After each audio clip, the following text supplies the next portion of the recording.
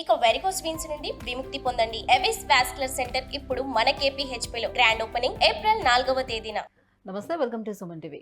జనసేన పార్టీకి గాజు గ్లాస్ గుర్తు లేదు అని అంటూ ఈ మధ్య కాలంలోని సోషల్ మీడియాలోని కొంచెం హల్చల్ జరుగుతూ ఉంది. అలాగే కొన్ని శాటిలైట్ ఛానల్స్ కూడా ప్రచారం చేస్తూ వస్తున్నాయి.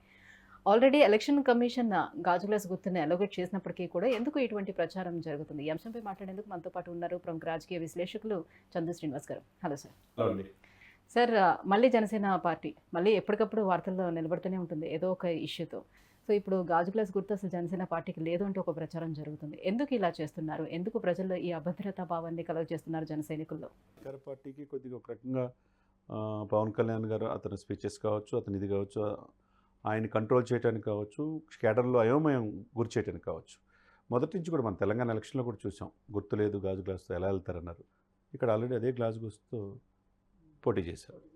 ఇకపోతే ఆంధ్రప్రదేశ్ ఎలక్షన్స్ జనవరి 24నే వీళ్ళకి కామన్ సింబల్ ఇచ్చేసి ఎలక్షన్ కమిషన్ నోటిఫై చేసిందని సెంట్రల్ ఎలక్షన్ కమిషన్ది ఇప్పుడు నోటిఫికేషన్ మళ్ళీ చేశారు ఆంధ్రప్రదేశ్ ఎలక్షన్ కమిషన్. అంటే గాజు గ్లాస్ గుర్తు జనసేనకు ఉన్నదనే కదా. లేదు అని చెప్పేసి కొంతమంది వాళ్ళకేదో వాళ్ళ కొద్దిగా మిడిమిడి నాలెడ్జ్తో వాళ్ళకు వచ్చిన సమాచారంతో ఈ చేయటం అనేది ఎలక్షన్ కమిషన్ రూల్స్ని అతిక్రమించినట్టే. ఒక రకంగా వాళ్ళు రేపు ఏదైనా కేసులు పెట్టారు అనుకోండి, పార్టీ వాళ్ళు కూడా దాన్ని శిక్ష పడే అవకాశం ఉంటుంది. 324 ఆర్టికల్ ప్రకారం ఎలక్షన్ కమిషన్ అనేది ఇండిపెండెంట్ బాడీ, ఎవరికి ఏది ఇవ్వాలి అనేది దాదాపు 190 సింబల్స్ ఉన్నాయి. దాంట్లో 24 పార్టీలకి ఎలకేట్ కూడా చేశారు చాలా. దాంట్లో భాగంగా గాజు గ్లాస్ గుర్తుని జనసేనకి ఇచ్చారు. ఇస్తే ఇప్పుడు లేదు అని చెప్పాను ఎట్లా? అది రావట్లేదు. ఏ పార్టీ దేని టీడీపీ తరపున పోటీ చేస్తాడా, అసలు గుర్తే లేదు, మీరు ఎలా గెలుస్తారనేది అలా చేయటం అనేది కరెక్ట్ కాదు. యాజ్ ఎ రూల్ ప్రకారం ఎలక్షన్ కమిషన్ ఉంటుంది, సిస్టమ్ ఉంటుంది, దానికి ఎవరికి ఏ గుర్తు ఇవ్వాలి, ఎవరు పోటీ చేయాలనేది. తప్పకుండా వాళ్ళు ఆ గుర్తుతోటి ఎట్లా ప్రచారంలోకి కూడా వెళ్తున్నారు, వెళ్ళలేరు కదా. ఆ పాయింట్ ఆఫ్ వ్యూ వాళ్ళు ఆలోచించుకోవాలి. ఎందుకంటే ఎలక్షన్ కమిషన్ అనేది ఇప్పుడు పవర్స్ అన్ని ఎవరి చేతులు ఉన్నాయి? ఇప్పుడు ముఖ్యమంత్రి అయినా, లేకపోతే అధికార కలెక్టర్లు అయినా, మిగతా యంత్రాంగం అయినా, అన్ని రకాల పవర్స్ ఉన్న వాళ్ళందరూ కూడా ఎలక్షన్ కమిషన్ కింద రావాల్సిందే.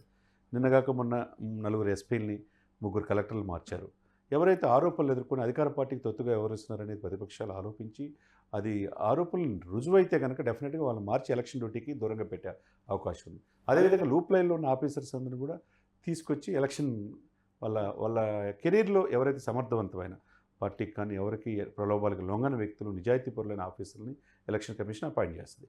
ఆ క్రమంలో నిజాయితీగా వాళ్ళ గుర్తు ఆల్రెడీ గాజు గ్లాస్తో ప్రజల్లోకి వెళ్తున్న ఈ సమయంలో 21 స్థానాలు పోటీ చేసి 2 ఎంపీ స్థానాలు చేసి ఈ సమయంలో ఇలా ప్రచారం చేయటం, ఆ సోషల్ మీడియా సంస్థలు కావచ్చు, అధికార పక్షం కావచ్చు, ఎవరైనా కావచ్చు, అది ప్రజాస్వామ్యంలో అది మంచి పద్ధతి కాదు. ఎందుకంటే డిస్టర్బ్ చేసేసి ఏదో ఆ వాతావరణాన్ని మనం అనుకూలంగా తిప్పుకుందామంటే బూమరాంగ్ అయింది. అది ఎవరికి వాళ్ళకే ఇబ్బంది కలిగే పరిస్థితి ఉంటుంది. అయినా సోషల్ మీడియా సంస్థలైనా ఏ రకంగా ప్రచారం చేస్తాయి సార్? మీరు అన్నట్టుగా ఈ తెలంగాణలో ఆల్రెడీ పోటీ చేసింది కదా, గాజు గ్లాస్ గుర్తుతోటి ఆల్రెడీ పోటీ చేసింది. సో గుర్తు అలోగేట్ చేశారని అందరికీ తెలిసిన విషయమే. మళ్ళీ ఇది కాదని ఏ రకంగా సోషల్ మీడియా సంస్థలు ఏ రకంగా చేయగలరు? యాజమాన్యానికి తెలియాలి. ఇప్పుడు 190 సింబల్స్ ఉన్నప్పుడు 26 పార్టీలకు ఇచ్చారు. ఇచ్చిన దాంట్లో రోడ్ రోలర్ ఇచ్చారు, రకరకాల గుర్తులు ఇచ్చినారు. ఆ ఇచ్చిన దాంట్లో గాజు గ్లాస్ గుర్తుని ఎవరికి ఇచ్చారు? జనసేనకు మాత్రమే ఇచ్చారు. దాంతోనే పోటీ చేస్తున్నారు. అది సిస్టమేటిక్గా వాళ్ళ లీగల్ టీం చూసుకుంటుంది.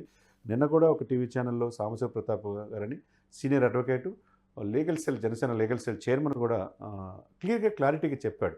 అది ఎవరికి కూడా దీన్ని అభద్రతాభావం కలిగించొద్దు. గాజు గ్లాస్తోనే జనసేన పార్టీ ముందుకెళ్తుంది. దానివల్ల ఎక్కడ ఆగిపోద్దనే భ్రమంలో అధికార పక్షం ఉండొద్దు అని చెప్పేసి క్లారిటీగా చెప్పారు. చెప్పినప్పుడు ఎందుకు పదబద్దాలా ఇదే? అంటే ప్రజాక్షేత్రంలో ప్రజలు చాలా సమస్యలు ఉన్నాయి.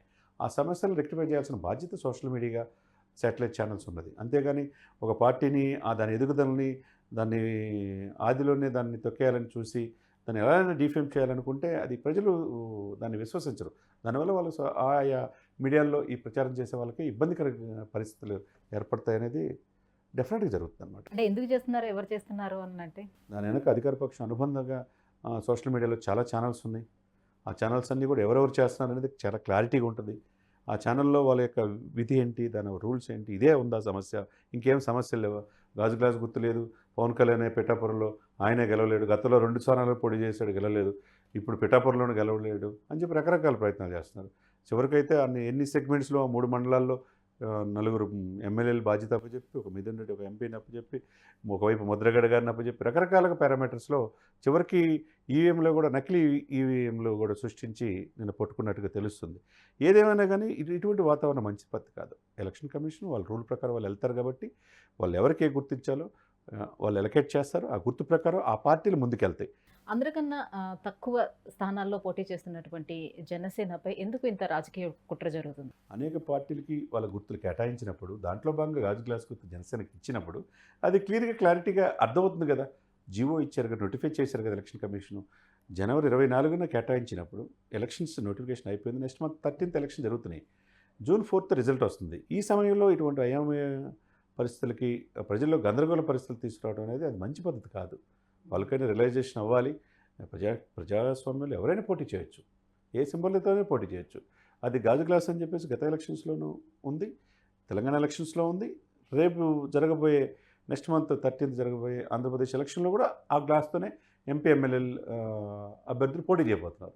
ఇప్పుడు దానికోసం ఇంత అడాబుడి చేసేసి లేదు క్యాన్సిల్ అయిపోయింది, పవన్ కళ్యాణ్కి మరొక దెబ్బ, దీన్ని ఎవరు కాపాడలేరు, రకరకాలుగా పారామీటర్స్ వీళ్ళే హెడ్డింగ్లు పెట్టుకొని చేయటం అనేది అది ప్రజాక్షేత్ర పూర్తి ఎస్టేట్లు మంచిది కాదు. సోషల్ మీడియా అవ్వచ్చు, లేకపోతే శాటిలైట్ ఛానల్ అవ్వచ్చు, ఎవరైనా కానీ ఉన్నది ఉన్నట్టు వాస్తవాలకి దగ్గరగా లా ప్రకారం చట్టం దృష్టిలో ఎవరైనా సమానం. తప్పు చేస్తే వాళ్ళు ఎలక్షన్ కమిషన్ చూసుకుంటారు.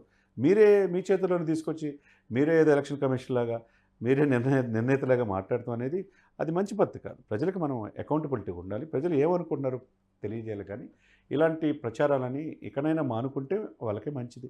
లేకపోతే వాళ్ళ ప్రకారం ఆ పార్టీ కనుక లీగల్ నోటీసులు ఇచ్చి కేసు పెట్టారనుకోండి, ఇప్పుడు ఐపీసీ సెక్షన్స్ చాలా కఠినంగా ఉంటాయి ఎలక్షన్ టైంలో. మిత్రుల ప్రలోభాలు పెట్టడం, పార్టీ డీఫేమ్ చేయటం, సోషల్ మీడియాలో మార్ఫింగ్ చేయటం, ఇవన్నీ కూడా చాలా అంటే ఒక మీడియా సంస్థలకి ఆ మాత్రం ఎలక్షన్ కోడ్స్ తెలుసు కదా. మేము సపోర్ట్ చేస్తున్నాం కదని ఒక ఛానల్ కంటే ఒక ఛానల్ మించి మేమే దాంట్లో ఇచ్చాం బ్రేకింగ్ అని చెప్పి ఆ ఆనందంతో ఉంటారు. కానీ దాని వెనక రేపు జరగబోయే కాన్సిక్వెన్సెస్ ఏంటి ఎదుర్కోవాలనేది వాళ్ళు కూడా లీగల్ నోటీసులు ఇస్తే ఏం నెక్స్ట్ పరిస్థితి ఏంటి, అది కూడా వాళ్ళు ఆలోచించుకోవాలి. ఆ రూల్ ప్రకారం వెళ్ళాలి. వెళ్ళకపోతే ఇబ్బందులు ఎదుర్కోవాల్సిన పరిస్థితి కూడా ఉంటుంది. Thank you so much sir, ఈ అంశంపై ఒక క్లారిఫికేషన్ ఇచ్చినందుకు థ్యాంక్ యూ.